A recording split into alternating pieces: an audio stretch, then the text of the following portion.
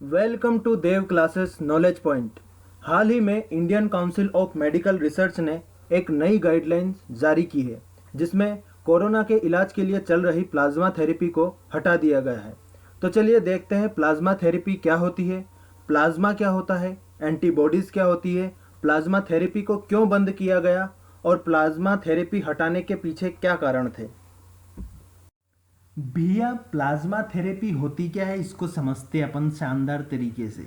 Plasma therapy एक तरीके का ट्रीटमेंट है भैया, जिसमें हाल ही में जो व्यक्ति कोरोना से ठीक हो जाता है उस व्यक्ति के खून में से प्लाज्मा निकालकर नए जो संक्रमित व्यक्ति हो जाता है उसके अंदर दिया जाता है, जिससे ठीक हुए व्यक्ति की जो एंटीबॉडीज होती है वो संक्रमित व्यक्ति के काम में आ जाती है। इसको ऐसे समझते हैं कि मान लो कोई व्यक्ति कोविड-19 से ठीक हुआ तो उसके अंदर में फोकट की जो एंटीबॉडीज होगी वो कुछ काम तो करेगी नहीं, तो उसका यूज अपन जो व्यक्ति नया संक्रमित हो गया उसके अंदर कर सकते हैं।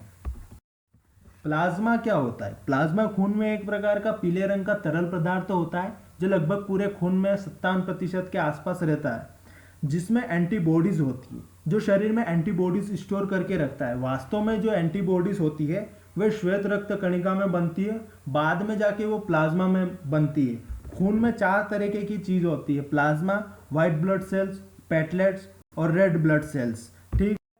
एंटीबॉडीज क्या होती है?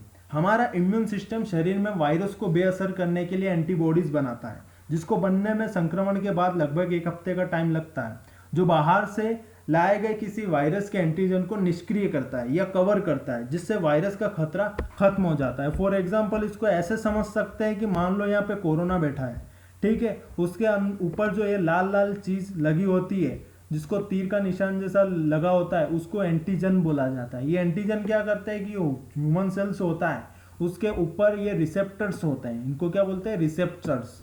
ये क्या करते हैं? एंटीजन यहाँ आके अटैच करते हैं, उसके बाद धीरे धीरे ये कोरोना वायरस पूरे शरीर में फैलने लगता है। लेकिन जब हमारे शरीर में रामबाण ये एंटीबॉडीज होगी तो एंटीबॉडीज क्या करेगी कि ये जो एंटीजन है इनको कवर कर लेगी। कवर करने के बाद इनको बोलेगी कि तू कहाँ टपकेगा, ले टपक टपक ही नहीं पाएगा क्योंकि पहले से ही ये जुड़ा हुआ है।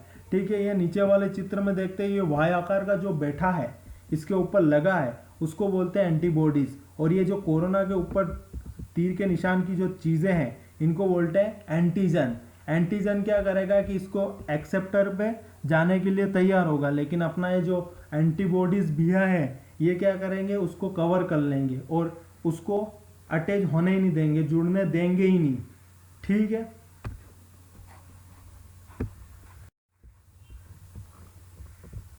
इसको भैया एक तरीके ऐसे से भी समझ सकते हैं कि मान लो ये ह्यूमन सेल्स हैं, ह्यूमन सेल्स।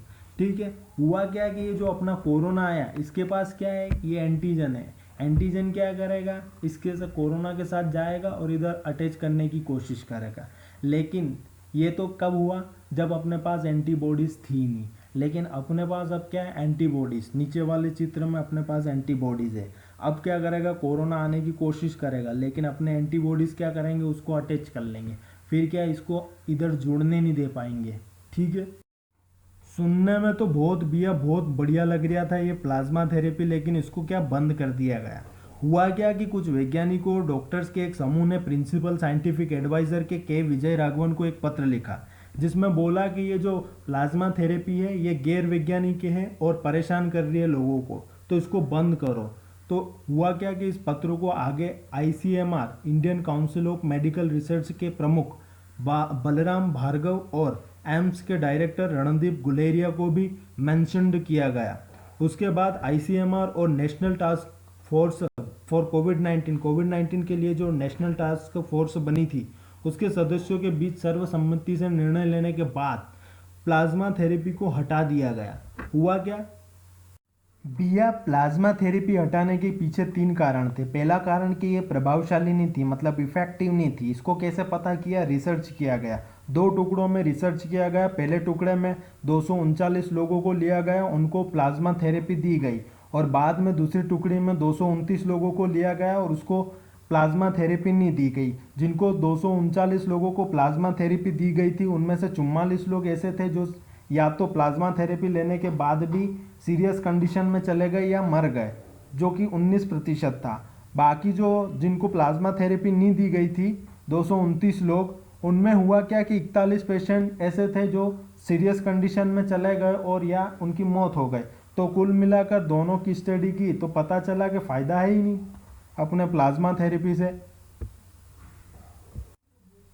तो भैया इसको यूज़ क्यों करें?